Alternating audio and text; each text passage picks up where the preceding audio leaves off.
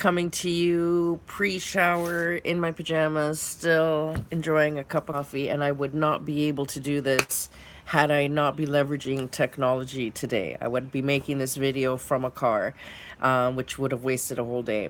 So when you get to a point in business of leadership, you'll often be asked to speak and do guest lectures and things like that. And this is now the second or third year that Humber College has asked me to come and speak to their business school about my industry and, things happening in the industry and stuff.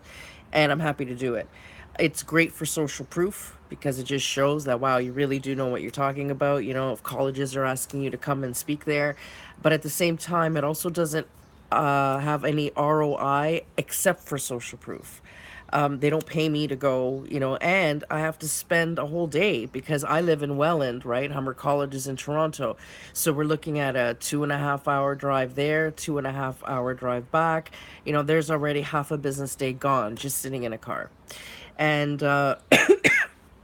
anyway, so it's just not, it's one of those things that otherwise I have to start thinking of saying no because I'm at the point also in my career that I can't give up a half a day on a business day of something that has no ROI. I just can't do it.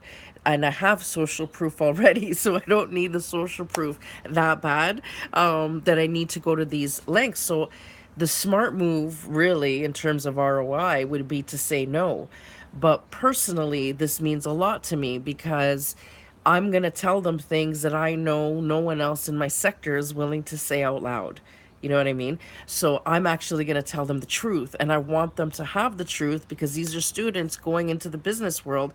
I don't want them listening to some bullshit spin about how great that one brand is without actually teaching them anything that's gonna help them when they leave. You know what I mean?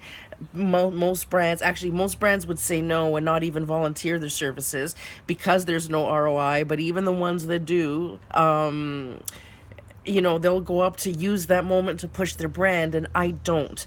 I might talk about my brand a little bit just so that, my board of directors doesn't flip out. But really, what I arm them with is amazing truth and practical knowledge that they'll be able to take with them. And I know that no one else or very few others are going to do that for them. So it means a lot to me to be asked. It's an honor for me to be asked. I very much respect what that school is doing. It's outstanding. So the fact that they feel that I'm even worthy to contribute to that conversation means a lot to me, and I take it incredibly seriously. So I don't want to miss the opportunity either, and technology is what allows me to still do this. So actually, I'm about to go shower and change so that I can come back and make said video. So what I'm going to be doing is teaching the class on YouTube.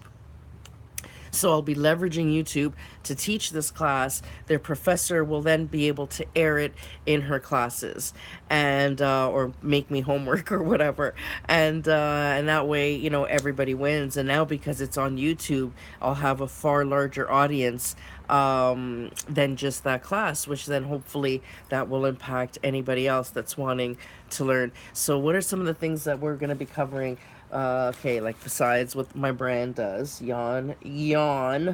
We're going to be talking about main issues like the East African trade crisis, and how fast fashion is feeding that crisis. We're going to be talking about um, industry regulation in Ontario and the impact industry regulation has had. This is perfect time for this class because I just did a report on it that I'm about to publish, and what it's like to work with municipalities. We're going to talk about that and how regulations impact a sector on a practical level. What my experience has been, because I actually wanted regulations and I got them. So I'm going to talk about, and actually, if you want to get a sneak peek of what that conversation is going to sound like, scroll down to watch a video that I did called My Public Apology to Stephen Harper.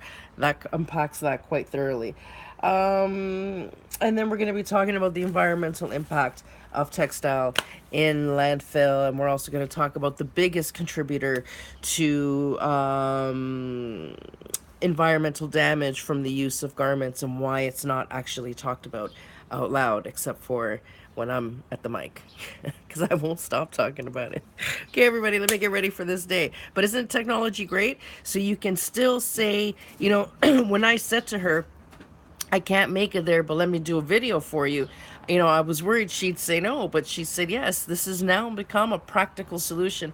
As a matter of fact, I would say that 90% of my in person meetings have been abandoned in favor of teleconferencing or, voice, Skyping or anything like that. I've done everything from Skype to Zoom to there's a bunch of different platforms now because this is so popular and it's amazing. Now, my business and partner and I, we use Messenger. I would say 90% of the time we run our business on Messenger. But she and I both, because we're very creative, we need to get together every once in a while and just, work stuff out. And it's great because when she's here, we can then teleconference other people on one device, you know what I mean? So that we're all kind of in a team meeting. So technology is what leverage, you're allowed to leverage technology for all this stuff now, and it's the thing to do. So it used to be in the beginning when I would say, hey, instead of an in-person meeting, could we Skype? People would him and haw. But now it's an exciting thing. Yes, please, thank you, let's do that, because then they don't want to have to leave either. And then you can also double up on your productivity. So for example, this afternoon, I'm meeting with representatives of George Brown College because we're working on possibly doing a green tech experiment together on a textile grinding machine. For that, we have to meet in person because we've had the conferences, we've had all the telemeetings or whatever. Now we're at the point that we got to sit down and it requires an in person conversation. So that's happening today. So, you know, otherwise I would have had to put off the Humber thing for another day, recording it another day, if I had to do it in person, right? Because there's no way I'd be able to do the Humber College class and then meet George Brown for this research project. So I would have only had to been able to do one. But now, because of technology, I just did a mini class on technology and business, right? I'm able to go and quickly shower and change, and I'm ready to teach a class that's now recorded, done. I can send to her without any fancy editing, without whatever, recorded live, just like this, and then go on with my day and meet George Brown on an important research project potential. So, and then you can have your cake and eat it too. Have a great day.